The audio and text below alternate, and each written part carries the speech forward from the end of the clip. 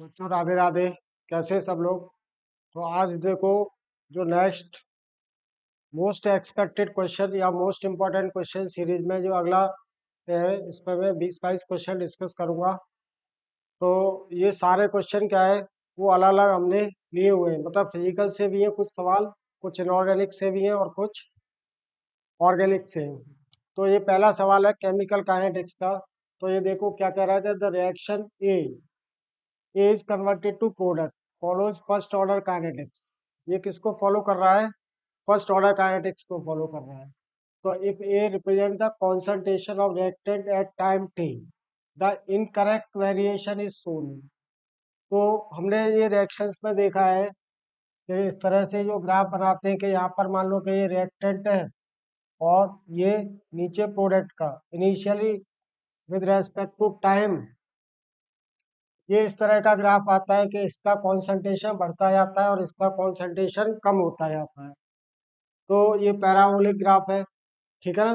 तो हम यहाँ पर ये देख सकते हैं कि जो ऑप्शन है बेसिकली कि ये -da/dt, ये करेक्ट ऑप्शन है ए। तो ग्राफ ये हमें यहाँ से पता ही चल रहा है। ये वाला रॉन्ग ऑप्शन है, ये भी करेक्ट। अगर लॉग ले लेंगे तो ये वाला ग्राफ स्ट्रेट लाइन हो जाता है, ठीक है ना। तो जितने भी ग्राफ है देखो, 0 डिग्री और सॉरी, 0 ऑर्डर और फर्स्ट ऑर्डर रिएक्शन के लिए केमिकल काइनेटिक्स में जितने भी ग्राफ है आपके, वो फिंगर टिप्स पर रहने चाहिए, क्योंकि ग्राफिकल क्वेश्चन जनरली एक पूछता ही पूछता है। तो 0 डिग्री, सॉरी, 0 ऑर्डर और फर्स्ट ऑर्डर काइनेटिक्स वाले जितने भी ग्राफ है वो आप सारे याद कर लीजिए, सारे देख लीजिए, ठीक है ना। अगला सवाल देखते हैं हम। Next, in a saturated calomel electrode, जो कैलोबल इलेक्ट्रोड रहता है, the saturation is with respect to. तो कैलोबल इलेक्ट्रोड में जो सॉलिड रहता है, देखो मर्क्यूरस रहता है, Hg2Cl2। ये क्या है? मर्क्यूरस क्लोराइड, मर्क्यूरिक नहीं, मर्क्यूरस क्लोराइड, ये ध्यान रखना है। और इसका जो सैचुरेशन रहता है वो KCl के साथ रहता है। जो आपने देखा होगा सेल इस तरह का होता है कि ये यहाँ पर Hg2Cl2 क्या भरा हुआ है, ये Hg2Cl2। और ये यहाँ पर जो भरा हुआ है, जो लिक्विड सॉल्यूशन है, वो किसका रहता है? सैचुरेटेड सॉल्यूशन ऑफ KCl, ठीक है ना। तो आंसर क्या आ जाएगा आपका? A and B. ये यहाँ पे कुछ मल्टी करेक्ट आंसर में ले लिए मैंने क्वेश्चन, जिससे कि सारी चीजें आपके क्लियर होती रहे। अगला सवाल देखते हैं। Next question, consider the following 6 solid binary oxides the pair of ionic oxide. देखो कैल्शियम ऑक्साइड आयनिक होगा और Cgm2, मतलब सीजियम का भी ऑक्साइड क्या है? आयनिक होगा। दूसरा बात करते हैं कि आयनिक नेचर जो ऑक्साइड्स का है वो लेफ्ट टू राइट मूव करते जाते हैं, पीरियोडिक टेबल में वो डिक्रीज करता चला जाता है। तो एल्यूमिनियम के बाद में देख लें, मतलब Al2O3 भी क्या है?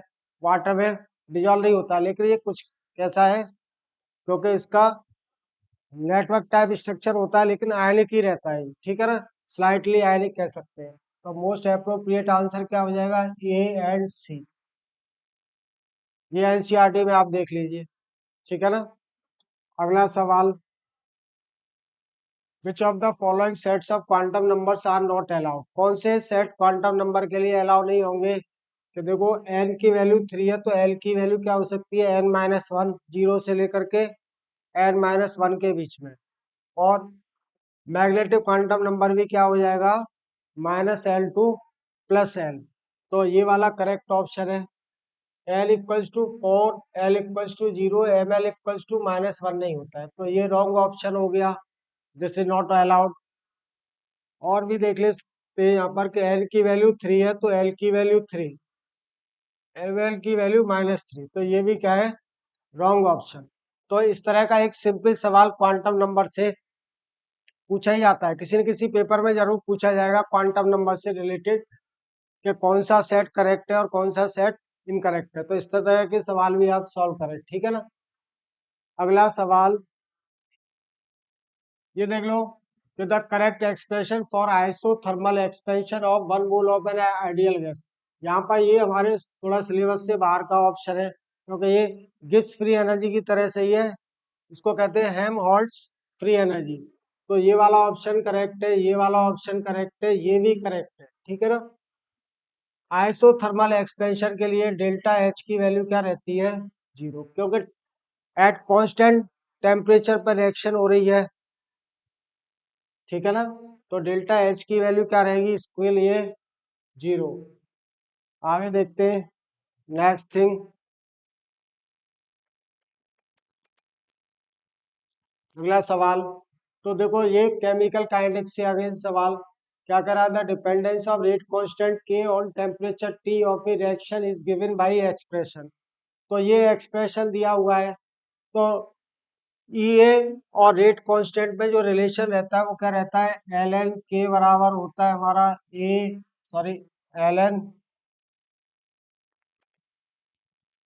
ये क्या रहता है? L N A minus 2.30, sorry, minus E A by R T.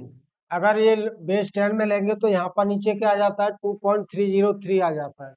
अब देखो इसमें क्या है, हम इसके साथ कंपैरिजन कर लें, दोनों इक्वेशन को कंपेयर कर लेते हैं। तो ये क्या कह रहा है? एल एन के की वैल्यू दी हुई है माइनस 5000 के अपॉन टी प्लस, अब इन दोनों को कंपेयर करेंगे तो एल एन ए की वैल्यू ये 10 दे रहा है, तो minus E A by R T की वैल्यू क्या है? वो हमारे पास माइनस 5000, ये के is the kelvin upon T, तो इससे ये कैंसिल आउट हो जाएगा।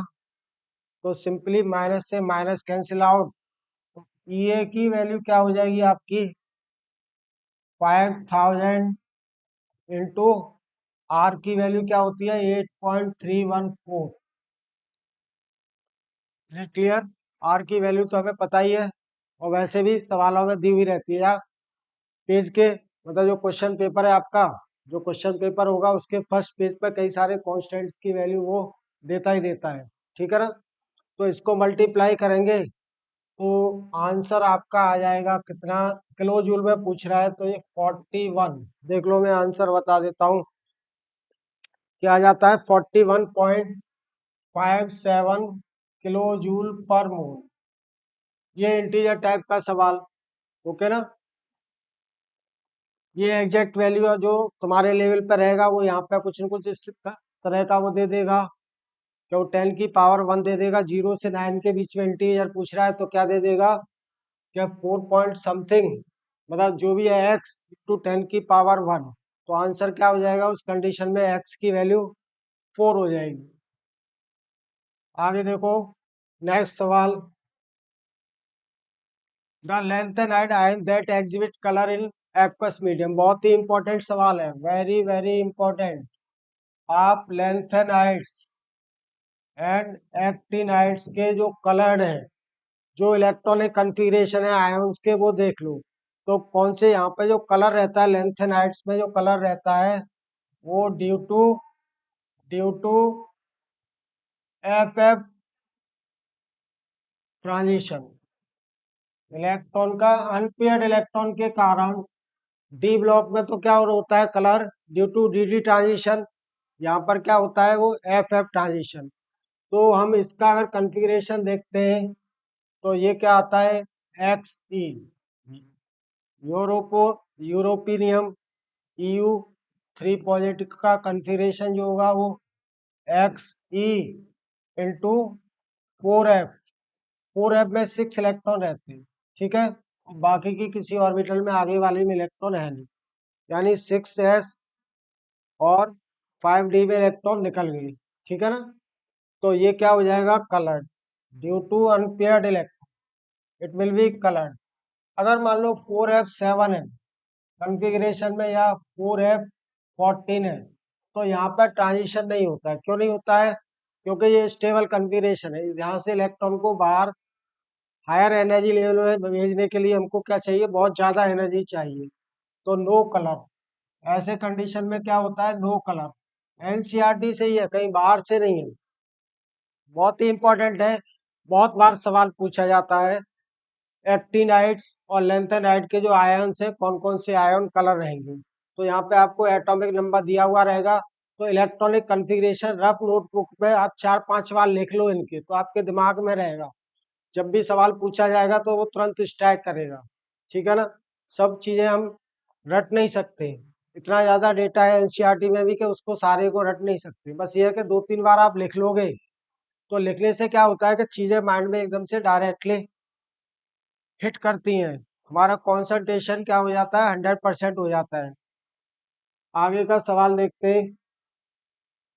अब ये क्या कह रहा था, most suitable reason of the following transformation. तो बहुत ही इंपॉर्टेंट सवाल कि यहाँ पर देखो एक ही बॉन्ड का रिडक्शन हो रहा है, दोनों बॉन्ड का रिडक्शन नहीं हो रहा है। तो ये है बर्च रिएजेंट, इसको क्या कहते हैं हम, lithium in liquid NH3 is called birch reagent. इसको हम किस में यूज करते हैं, बर्च रिडक्शन, यानी कि जो एल्काइंस का रिडक्शन होता है, एल्काइंस में ये क्या बनाता है, ट्रांस। ठीक है ना। और जो बेंजीन में भी ये रिड्यूस करता है। तो ये ऑलवेज क्या करता है, डबल बॉन्ड को टच नहीं करता है। लेकिन अगर डबल बॉन्ड कॉन्जुगेशन में किसी स्ट्रॉन्ग इलेक्ट्रॉन विड्रॉइंग ग्रुप के कॉन्जुगेशन में, एल्डिहाइड के में या कीटोन के में, तब ये उसको रिड्यूस कर देता है। तो आंसर क्या आ जाएगा आपका, तो ये क्या हो गया, हमारा आंसर ये हो गया, यही इसको रिड्यूस कर पाएगा। इसको रिड्यूस नहीं करेगा क्योंकि वो कैसा बॉन्ड है, isolated carbon carbon double bond है। ये वाला कैसा बॉन्ड है, ये वाला कॉन्जुगेटेड है, it is in conjugation with carbonyl group, मतलब कीटोन के साथ में इसका क्या हो रहा है यहाँ पे, कॉन्जुगेशन। आगे देखते हैं नेक्स्ट क्वेश्चन। ये शायद सॉरी सवाल रिपीट हो गया है, मैंने ध्यान नहीं दिया जब फाइल बना रहा था। The major product form in the following reaction. अब देखो ये जो सवाल है बेसिकली किस तरह का है, 1,4 एडिशन, माइकल एडिशन टाइप का सवाल है। ठीक है ना। It is the Michael addition कह सकते हैं हम, क्लाइसन कंडेंसेशन की तरह से और एल्डोल कंडेंसेशन की तरह से।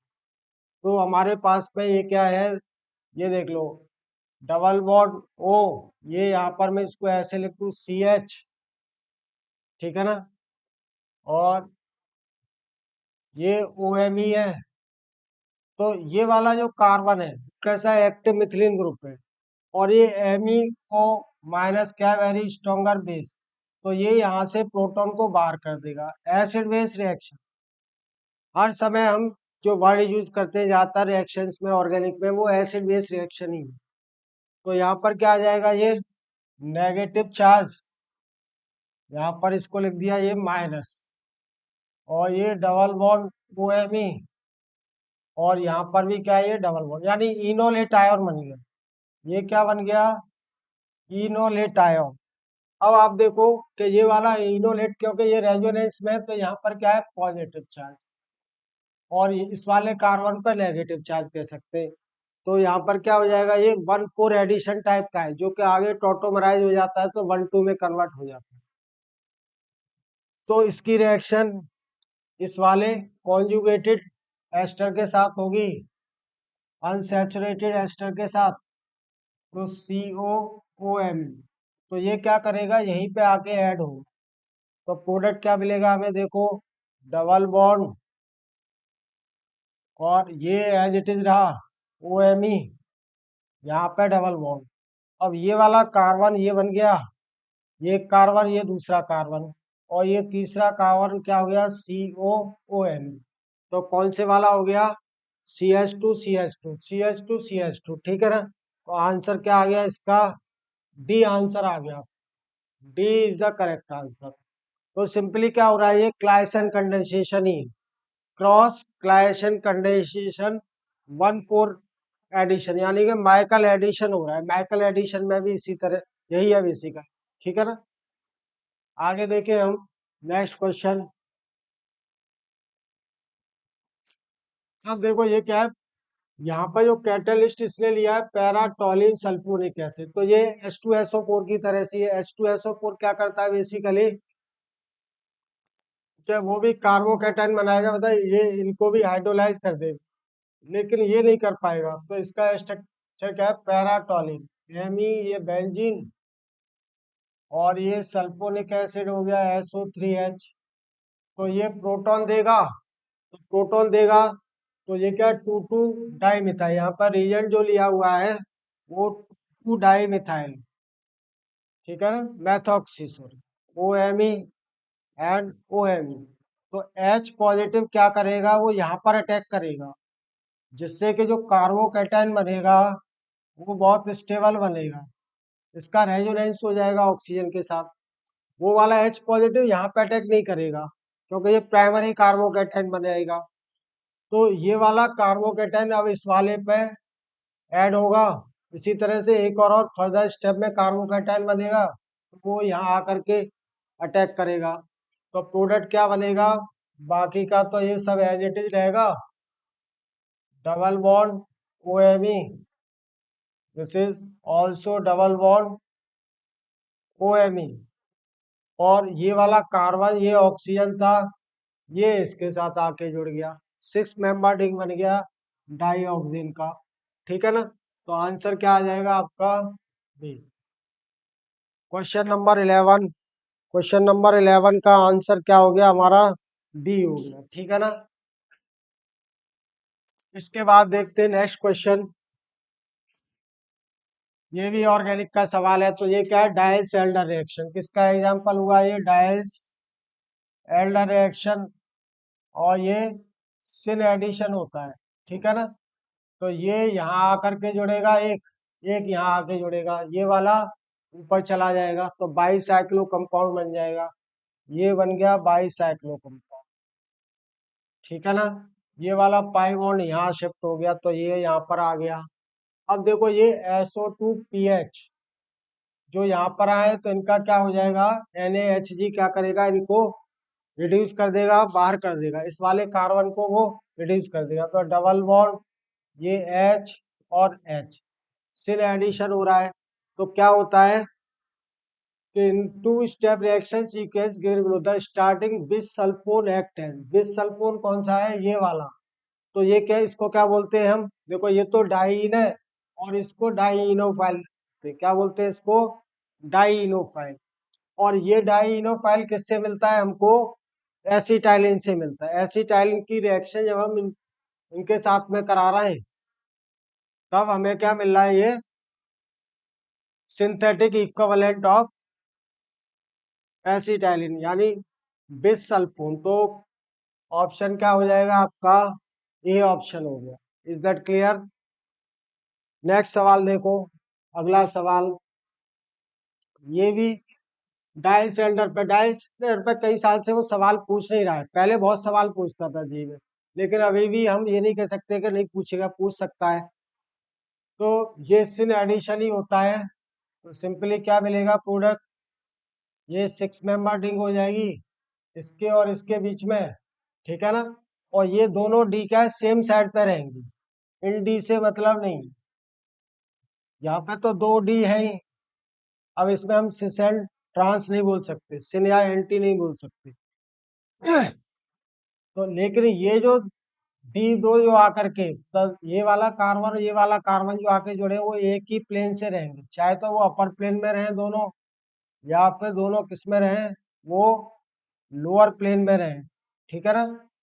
तो आंसर क्या आ जाएगा आपका, डी आंसर। क्वेश्चन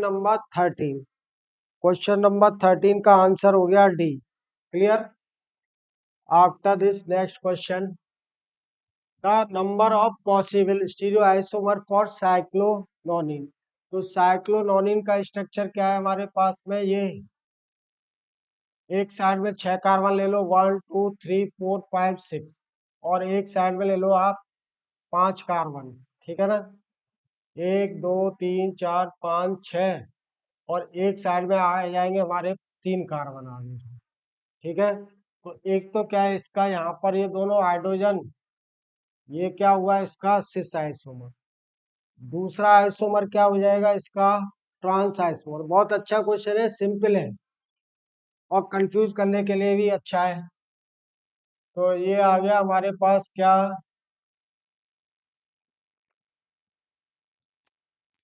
ये ट्रांस आइसोमर आ गए। ठीक है, तो दो आइसोमर हुए, एक तो सिस हुआ और एक ट्रांस। अब देखो ट्रांस आइसोमर जो होता है वो क्या होता है, due to the twisting, basically यहाँ पर ट्विस्टिंग किस तरह से रहेगी, ये इस तरह से रहेगा। ये हो गए कितने कार्बन, यहाँ तक देख ले, 1 2 3 4 हो गए। ठीक है ना, और यहाँ पर कितने कार्बन आने चाहिए, 5। तो ये कार्बन हो गया। अब देख लेते हैं कितने कार्बन हुए, एक, ये 1 2 3 4 5 6, और ये 7 8, और ये 9वां कार्बन हो गया। तो एक हाइड्रोजन तो हमारा यहाँ पर है और एक हाइड्रोजन क्या है यहाँ पर। अब इसका जो मिरर इमेज बनेगा, इसका जो मिरर इमेज बनेगा वो नॉन सुपर इम्पोजेबल होगा। ठीक है ना, तो ट्रांस आइसोमर्स साइक्लोऑक्टीन, साइक्लोनोनिन, साइक्लोडेसिन ये कैसे होते हैं, ऑप्टिकली एक्टिव होते हैं, क्योंकि ऑल दो इनके पास कायरल सेंटर नहीं है, ओवरऑल इनके पास क्या है, एसिमेट्री है, एसिमेट्रिकल मॉलिक्यूल्स होते हैं। तो this will exist in to isomers. तो आंसर आ जाएगा आपका 3, यानी एक तो सिस और दो ये ट्रांस वाले हो गए, एक डी और एक एल। ठीक है ना, क्वेश्चन नंबर है 14। 14 का आंसर हो गया भैया 3। ठीक है ना, आगे चलते हैं। Next one, the standard gives free energy change for the reaction shown below. इसको ये दिया हुआ है स्टैंडर्ड, डेल्टा जी की वैल्यू दी हुई है। ठीक है ना, तो सेल के लिए डेल्टा जी की वैल्यू क्या होती है, delta G nought minus n F E nought of the cell. ठीक है, तो यहाँ पे आप सारी वैल्यू पुट करोगे तो 2.7, और ये किलो जूल में, तो इसको जूल में कन्वर्ट कर लेंगे, बराबर हो जाएगा माइनस कितने इलेक्ट्रॉन का यहाँ पर ट्रांजेक्शन हो रहा है, यानी कि इसके लिए एन की वैल्यू क्या है, 2 है, 2 इलेक्ट्रॉन का ट्रांजेक्शन हो रहा है। और एफ हमको पता है, सवाल में भी दिया हुआ रहता है कई बार, नहीं तो वो पेपर के स्टार्टिंग में दे देता है। ठीक है, यहाँ पे जैसे नहीं दिया है इसने। और ई नॉट की वैल्यू कितनी दे रहा है वो, माइनस, ये कितनी दे रहा है, -0.126। ठीक है ना, अब इसको जो सॉल्व करेंगे हम, हाँ सॉरी, ये वाला ई नोट की वैल्यू किसकी है, हाफ सेल की है, ये किसकी है, ये हाफ सेल के लिए दे रहा है। तो ये सर्दी बहुत ज्यादा है, हालत खराब है आज तो यहाँ पर, इतना ज्यादा बिल्कुल ठंडी है कि हाथ ही नहीं काम कर रहे। आगे देखते हैं कि ये वाली वैल्यू क्या है, हम ई नॉट सेल यहाँ से कैलकुलेट कर लेंगे। ई नॉट सेल की जो वैल्यू होगी वो किसके बराबर होगी, E naught R minus E naught L. अब देखो ये जो वैल्यू दी हुई है वो पीवी पॉजिटिव प्लस पीवी वाले हाफ सेल की दी है, जो किसका काम कर रहा है, यहाँ पर इसका क्या हो रहा है, रिडक्शन हो रहा है, यहाँ पर क्या हो रहा है, इसका रिडक्शन। रिडक्शन बताइए, रिडक्शन हाफ सेल, यानी ई नॉट आर की वैल्यू दी है। यहाँ से हम ई नॉट सेल की वैल्यू कैलकुलेट कर लेंगे और यहाँ पे पुट कर देंगे ई नॉट आर की वैल्यू दी हुई है हमको, -0.126 माइनस, ये क्या है हमारे पास, ई नॉट एल की वैल्यू वो पूछ रहा है, किसके लिए पूछ रहा है, इस वाले के लिए पूछ रहा है, जिसका कि क्या हो रहा है, ऑक्सीडेशन हो रहा है, यानी कि ये ऑक्सीडेशन हाफ सेल का काम कर रहा है। तो ई नॉट की वैल्यू यहाँ से जब कैलकुलेट करोगे आप, तो ये वैल्यू आ जाएगी, सवाल नंबर कौन सा है, 15। सवाल नंबर 15 के लिए आंसर आ गया 0.14। ठीक है, तो यहाँ पर वो क्या दे देगा आपको इंटीजर में, वो 14 इंटू 10 की, मतलब x इंटू 10 की पावर -2 दे देगा। तो इंटीजर क्या बन जाएगा हमारा, 14 बन जाएगा। ठीक है, इस तरह का सवाल। अगला सवाल देखते हैं हम, ये हो गए क्वेश्चन नंबर 15। नेक्स्ट सवाल देख लो, ये क्या कह रहा है, द गिव्स free energy of mixing is rotated at delta G mix. अगर अलग अलग गैसेस को मिक्स करते हैं तो डेल्टा जी ऑफ मिक्सिंग किसके बराबर होता है, एन आर टी। ठीक है ना, इनटू एक्स ए यानी मोल फ्रैक्शन एल एन, ठीक है ना, एल एन या 2.303 ले लेंगे तो यहाँ पर क्या आ जाएगा, लॉग आ जाएगा यहाँ, ठीक है ना। तो ये वाली वैल्यू हो जाएगी X A L N X A plus X B L N X B plus X C L N X C. इसको आप पूरी वैल्यूज को पुट कर दोगे क्योंकि इनके मोल्स दिए हुए हैं, तो मोल फ्रैक्शन भी आ जाएगा। कितना हो जाएगा, जैसे पहले वाले गैस के लिए 3 और 1 4 और 2 6, टोटल मोल्स हो गए 6, तो 1/6 आ जाएगा। एन की वैल्यू 6 हो जाएगी, टोटल नंबर ऑफ मोल्स, ठीक है ना। तो ये आंसर आ जाएगा आपका। किसकी वैल्यू पूछ रहा है, आर टी को इधर ले जाएंगे तो delta G mixing by R T, ठीक है। अब यहाँ ये वाली वैल्यू पुट कर दे, 6 इंटू 1/6 इंटू एल एन 1/6 हो जाएगा, प्लस दूसरे वाला कितना बन जाएगा, 3/6 एल एन 3/6 3/6 प्लस ये क्या बन जाएगा, 2/6 एल एन 2/6। 6 को और कॉमन ले लोगे यहाँ पे तो ये 6 कैंसिल आउट हो जाएगा, मतलब ये वाला 6, ये ठीक है ना। 1/6 को कॉमन ले लेके तो ये कैंसिल आउट हो जाएगा, तो यहाँ से ये वाली वैल्यू कैलकुलेट करेंगे तो सवाल नंबर 16 का आंसर आ जाता है 6.06। 6.06 इज द आंसर। तो इंटीजर में आंसर आ गया आपका 6। ये क्लियर, ठीक है ना। आगे देखते हैं फर्दर। नेक्स्ट सवाल क्या कह रहा है, डेल्टा। अब ये देखो, ये क्या है हमारे पास में, कोबाल्ट का है कॉम्प्लेक्स CONH3 O 6 2 पॉजिटिव। तो यहाँ पर डी ऑर्बिटल के अंदर कितने इलेक्ट्रॉन है, 7 इलेक्ट्रॉन है, और एस के अंदर कितने इलेक्ट्रॉन है हमारे पास में, 2 इलेक्ट्रॉन। 2 चले गए क्योंकि कोबाल्ट यहाँ पर +2 में है, तो कंफिग्रेशन क्या हो जाता है इसका, 3D7 4S0। अब इसमें पेयरिंग नहीं होगी, ठीक है ना। यहाँ पे पेयरिंग क्यों नहीं हो रही है, क्योंकि हमको उतनी ऑर्बिटल नहीं मिलेंगी पेयरिंग से। तो कोबाल्ट में अगर +2 है ऑक्सीडेशन नंबर, तो इसमें पेयरिंग नहीं होगी।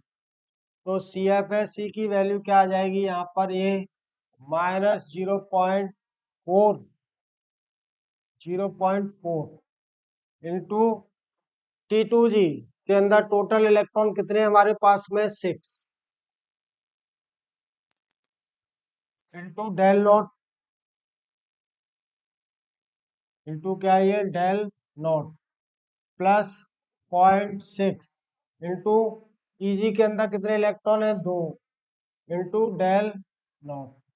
तो ये वाली वैल्यू हो गई 6 चौक 24, 6 दूनी 12, 24 में से 12 गए तो माइनस का बचेगा कितना, 0.8 डेल नॉट, ठीक है ना। तो आंसर क्या आ जाएगा आपका, ये सी आ जाएगा। ये क्लियर।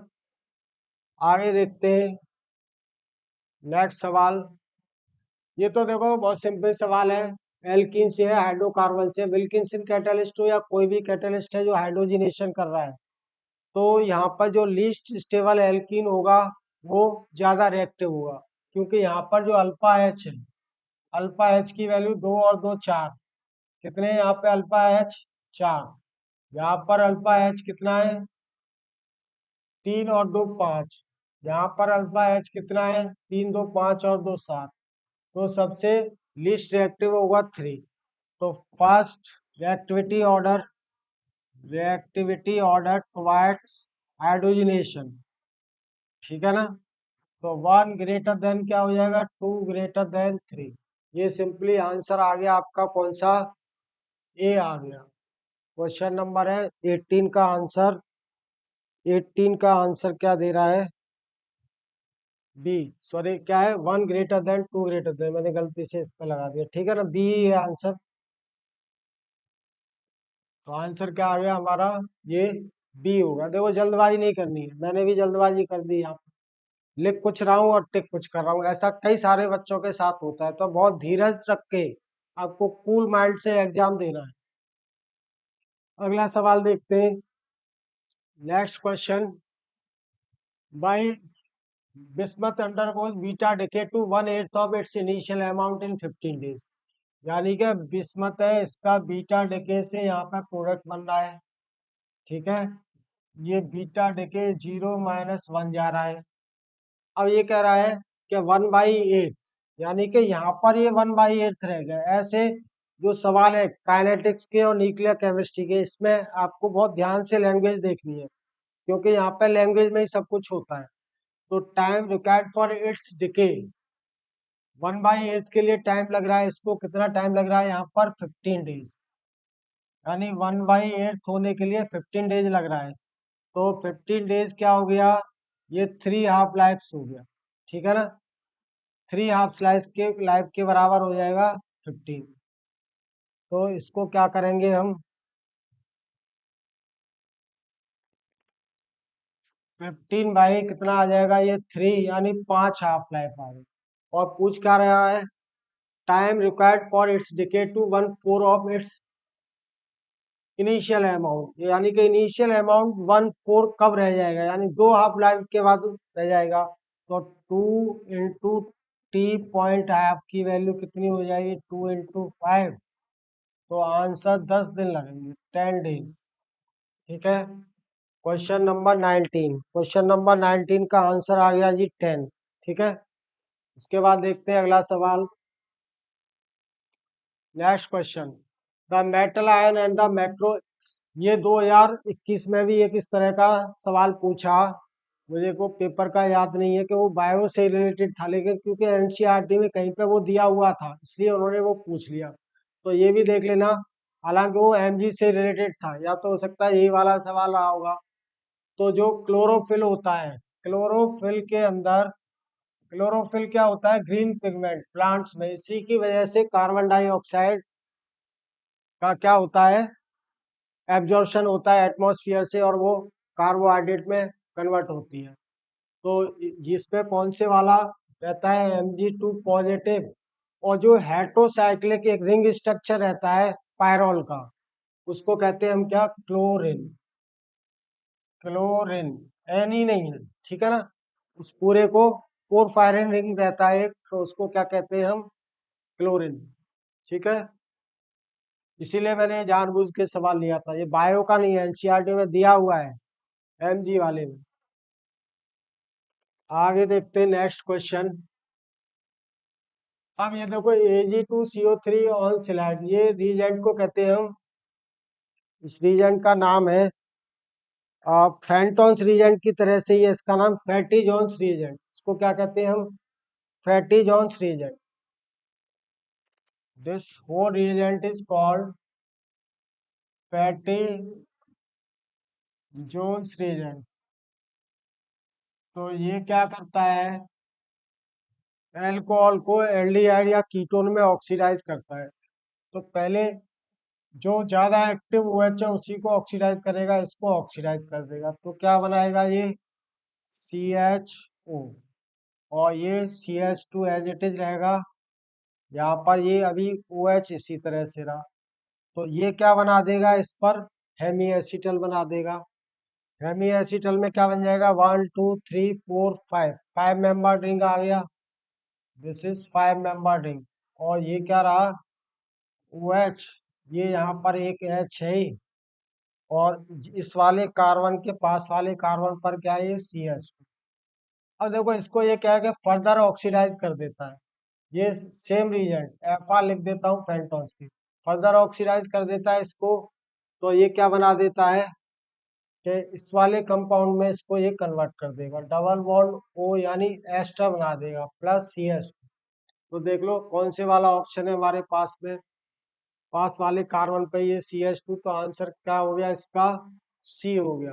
क्वेश्चन नंबर 21 का आंसर हो गया C, ठीक है। आफ्टर दिस नेक्स्ट क्वेश्चन, अगले वाला सवाल क्या है, सिंपल देखो, ये क्या है, बेसिकली सब्स्टिट्यूशन है, SN रिएक्शन है, SN2 रिएक्शन है। लेकिन साथ में क्या है, यहाँ पर NGP है, तो ये इसकी रियर साइड पर है, इस वाले ऑक्सीजन की पर, तो ये इस पे अटैक करेगा, तो हमको ये वाला इंटरमीडिएट मिला। क्या मिला? This is O, this is O, और ये वाला क्या है यहाँ पर, ये CS। अब ये देखो दोनों क्या है, अपर प्लेन में ही है, दोनों क्या है, ये अपर प्लेन में है। फर्दर कौन अटैक करेगा? CH3COO माइनस, तो वो कहाँ पे अटैक करेगा? इन दोनों की रियर साइड से, रियर साइड से अटैक करेगा, इस पर भी और इस पर भी अटैक करेगा। तो प्रोडक्ट क्या मिलेगा हमें?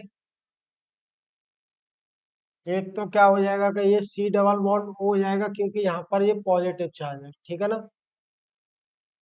तो एक तो क्या मिलेगा, ये नीचे आ जाएगा, वो COCH3 यानी OC OAC, और ये वाला OAC यहाँ पे रहेगा, दिस इज OAC, ये भी OAC है। और दूसरा क्या आ जाएगा इसका? एनएंशियोमर, क्योंकि वो यहाँ से अटैक करेगा, एनएंशियोमर।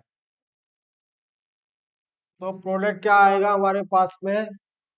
और रेसिनिक मिक्सचर होगा, क्योंकि दोनों का मिक्सचर है डी एंड एल का, और ये कैसा है? Trans 1,2 acetoxy cyclohexene. ये दोनों क्या रहेंगे? दोनों में ही एक दूसरे के एंटी पोजीशन पर, तो ये क्या रहेगा? ट्रांस रहेगा, ठीक है। अगला क्वेश्चन देखते हैं हम। ये देखो स्टॉर्क इनेमाइन सिंथेसिस है, ये यहाँ पर अटैक करेगा। सिंपली क्या है, अमोनिया डेरिवेटिव्स का जो एडिशन होता है फॉलोड बाय एलिमिनेशन। तो इसको मैं क्या बनाऊं, ये 5 मेंबर रिंग, यहाँ पर इस वाले एन ने अटैक किया। और देखो यहाँ पे डबल बॉन्ड नहीं आता है, इसमें कहाँ पे आएगा? वैसे तो नॉर्मल केस में, क्योंकि यहाँ पे 2 हाइड्रोजन रहने चाहिए, लेकिन यहाँ पे एक ही हाइड्रोजन है, ये वाला एम ही यहाँ पे लगा हुआ है, ठीक है ना। तो देखो इसको यहाँ से हटा दे, ये यहाँ से हट गया, तो क्या मिला हमें कि ये एन रहा, और यहाँ पे एम ही ऑलरेडी है, ये डबल बॉन्ड यहाँ आता है, ठीक है ना। और इसका अब रिएक्शन जो होता है, एक केस में यहाँ पर भी डबल बॉन्ड आएगा, प्लस जो दूसरा होगा उस वाले केस में यहाँ पर भी डबल बॉन्ड आ जाएगा, ये ये। अब देखो इनका क्या रेजोनेंस है, ये वाला नेगेटिव लोन पेयर, ये रेजोनेंस में जा रहा है, तो इस पर नेगेटिव चार्ज जो कि इस पे अटैक करेगा, और एक केस में कहाँ पे अटैक करेगा? ये यहाँ पर अटैक करेगा, ठीक है।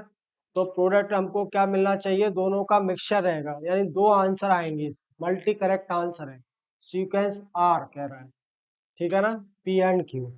तो क्वेश्चन नंबर हो गया ये 23 का आंसर क्या हो गया देख लो, कि ये भी आ रहा है बी, और ये भी आ रहा है डी। एक केस में ये बन रहा है, ठीक है, बी वाला, यानी ये बन गया, और दूसरे केस में पी वाला क्या बन गया? ये बन गया, दोनों मैच कर रहा है ना, बी और डी में, ठीक है ना। तो आंसर इसका क्या हो गया? डी।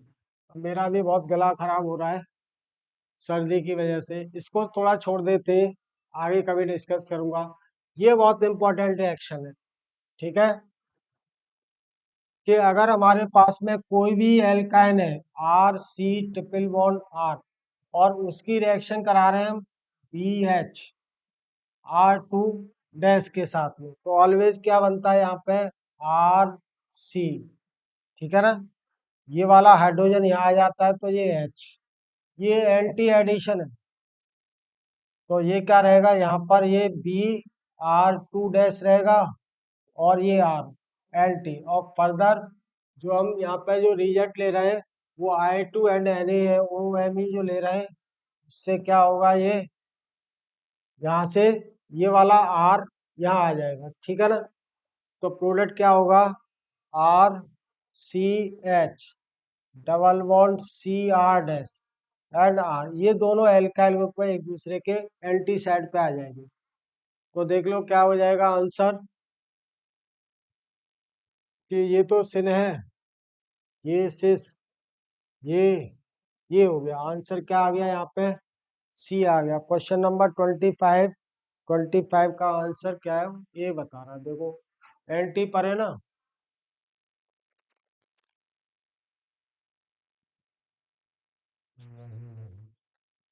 चलो बेटा इसको एक बार चेक कर लेना, मैं फिर नेक्स्ट क्लास में बताऊंगा इसको, ठीक है ना, करेक्ट करके। Okay then, bye bye to everybody. जय हिंद, जय भारत।